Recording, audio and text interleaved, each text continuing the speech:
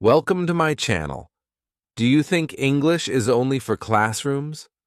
What if I told you English is already a part of your everyday life? Yes, in your kitchen, on your phone, at the shop, and even in your mirror. Today, I'm going to show you how I use English in my normal day, and how you can learn from it too. So don't go anywhere. You might be surprised how much English is already around you.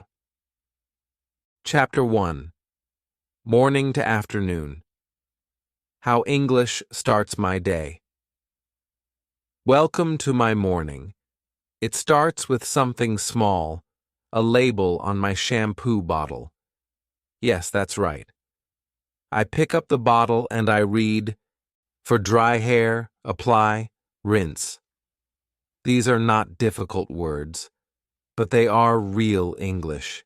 Simple, short, useful. That's how my day begins, with English. While I brush my teeth, I talk to myself. Just one sentence. I say, "Today will be a good day." It's a small English affirmation, but it makes a big difference. My mind wakes up. My confidence grows. I'm not waiting for the perfect moment to speak English. I create it, in front of the mirror, toothbrush in hand. After that, I go to the kitchen. I make tea. I look at the box. It says, "Green tea with lemon." I smile. That's two new words, green and lemon. My breakfast has words too. Peanut butter, whole wheat bread, low-fat milk. All these are on the labels. English is everywhere, on the things I use every day. While I eat, I check the weather on my phone. Partly cloudy. Rain expected. I didn't study this in a grammar book. I just see it, again and again, and now I remember it. My phone is secretly teaching me English. Then I open my to-do list, but this time I don't write it in my first language. I use English. Just 5 words. Call mom, buy milk, clean room. That's it. 5 words, but 5 small wins. I feel proud. At 9 a.m., I get ready to start work. But before that, I play a short YouTube video in English. I don't understand every word. That's okay. I listen for the tone, the rhythm, the feeling. I hear, "Let's begin," and "You can do this." Those words stay in my head all day. Sometimes I forget a word. It makes me feel sad or angry. For example, I want to say, "Clean the table," but I forget the word clean.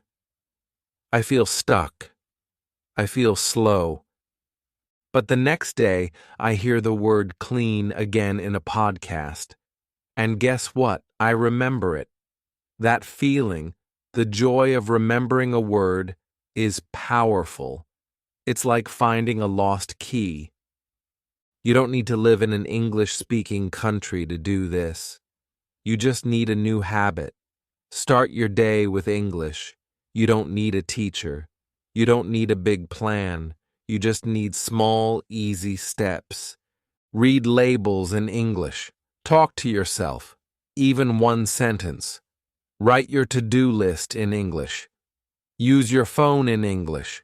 Watch one short English video. Listen to English while cooking. These things are simple, but they build your brain. They grow your vocabulary. They make you feel strong. Remember this. Your morning is your classroom. Your breakfast is your textbook. Your phone is your teacher. Your voice is your practice. Start small. Start now. Start with one English moment in your morning. Let English walk with you. From your mirror to your kitchen, from your to-do list to your YouTube screen. That's how English becomes part of your life. And when English is part of your life, it's easier to speak, it's easier to remember, and it's easier to enjoy. So tomorrow morning, when you brush your teeth, say one sentence in English, just one. That's the first step. That's how your English day begins. Chapter 2. Afternoon to evening, talking, texting, and thinking in English. It's afternoon now. The sun is high, and I'm checking my phone. There's a message from a friend. It says, "How's your day going?" It's a short question, in English. I smile. I type, "Busy, but good." That's it. Just 3 words. But it feels like a big win. This is how English shows up in my afternoon, in small, everyday moments. A text, a caption, a comment, nothing formal, nothing scary, just real English used in real life. I open Instagram. My friend posts a photo of her lunch. She writes, "Yummy pasta today." I like the photo and comment, "Looks delicious." I didn't plan to practice English, but I did, with one sentence. That's the secret. When you enjoy something, you forget you're learning. It feels natural. Fun.easy. Later, I go for a walk. No music, no podcast, just me and my thoughts. But something is different today. My thoughts are in English. I look at the trees and think, the weather is nice. I pass a dog and think, what a cute puppy. No one hears me, but I hear myself. I'm thinking in English, and that feels powerful. This is free. This is simple. You can do it anytime, anywhere. Thinking in English is like building a new path in your brain. Step by step, your mind gets stronger. Your English becomes faster. You don't need perfect grammar. You don't need big words. Just simple English thoughts, again and again. Sometimes I watch a short video, maybe a recipe or a funny reel. The person says, "Add a pinch of salt." I understand it. No subtitles, just me and the video. I feel proud. I learned that phrase without a textbook, just by watching something I enjoy. One day, I read a meme. It said, "When you clean your room to avoid all your problems." I laughed out loud. Why? Because I understood it. The joke, the meaning, the feeling. That's not just understanding English, that's feeling English. That's a big win. These small wins are important. One short message, one English comment, one clear sentence in your mind. These are the English islands in your day. Little moments where you switch your brain to English. I still remember the first time I sent an English message to someone. My hands were shaking. I was nervous. What if I make a mistake? I asked myself, but I sent the message anyway. It was short. "Hi, nice to meet you." The reply came back fast. "Nice to meet you too." And just like that, the fear started to disappear. Now I send English messages every day, not long ones, just 1 or 2 lines. I use emojis. I keep it simple, and I enjoy it, because every message is practice, every reply is progress. Sometimes I go to a shop. I buy something small, like tea or bread. I say, "Thank you," or "Can I get this, please?" It's only one line, but it's real. It's English. It's me using what I know in the real world. You don't need to wait for a perfect time to use English. You can use it now, in your walk, your thoughts, your posts, your messages. So here's a simple challenge for today. Write one sentence in English on social media. Read one English meme. Try to understand the joke. Say one line in English to someone, even thank you. Go for a walk. Think in English for 5 minutes. That's it. 4 small steps, but they add up. They make English part of your afternoon. They make English feel normal, easy, fun. You are not just learning English in books. You are living it, and every time you do, you grow.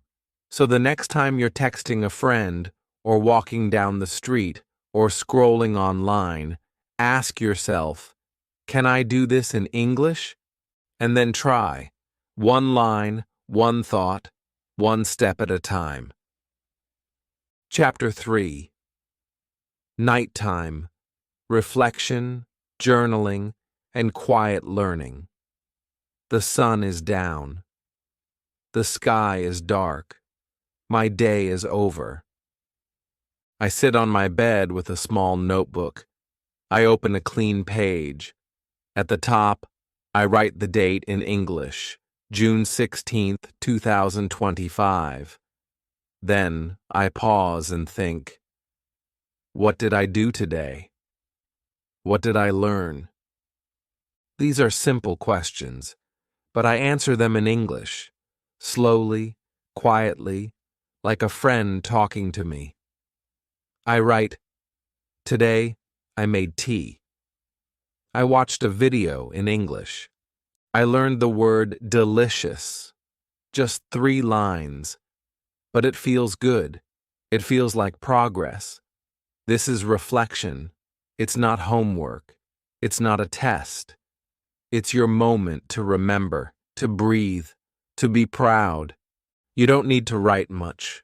Just 1 or 2 sentences in English. A thank you to yourself. A small note about something funny, kind, or new. Over time, this becomes a habit. Your hand gets faster, your words become clearer, and your thoughts, yes, even your thoughts, begin to come in English. Some nights I don't feel like writing. I'm tired. So instead, I listen. I find a short English podcast, just 5 minutes. The voice is calm. The story is simple. Maybe it's about a boy and his dog. Maybe it's a bedtime story from another culture. I don't understand every word, but I understand the feeling, the rhythm, the gentle sound of English. I close my eyes. I listen. I relax. This is quiet learning. Other nights I read. 1 page, that's all. Just 1 page from an easy English book. The sentences are short. The words are familiar. But 1 line surprises me. I understand the whole thing. No dictionary. No guessing. Just clear meaning. And I smile. This is not a big moment. But inside, it feels big. I remember when 1 sentence felt scary. Now I enjoy it. That's growth. Some nights, I remember a word I heard earlier in the day, maybe in a video or on a label. I think, oh, that means cold, or that word was in my story. I didn't try to memorize it. My brain just remembered it. on its own. That's another sign. English is starting to live in your mind. It's not something outside you anymore. It's inside. Quiet, steady, real. And sometimes, something beautiful happens. I fall asleep while listening to English. No pressure, no stress. Just soft words in the background, like music. My day ends in English, just like it began. Here's a bedtime routine you can try tonight. Take 1 minute to think. What did I learn today in English? Write 2 short lines in your notebook. Even 1 line is enough. Read 1 page of a book in English, or listen to a short English story before sleeping. That's it. No rules, no pressure. Just calm, simple steps. And each one brings you closer to fluency. Remember, learning English doesn't need to be loud. It doesn't need to be perfect. Sometimes the best learning happens when everything is quiet and your heart is open. You are not just learning English. You are living in it, even at night, even in rest. So tonight, ask yourself one last question in English. What am I proud of today? And listen to the answer. That's your story, and it's just beginning. So now you've seen it. English is not just a subject. It's not just in books or exams. It's part of your whole day. From the morning toothpaste label, to the afternoon text message, to the quiet night story, English is everywhere. You don't need a classroom.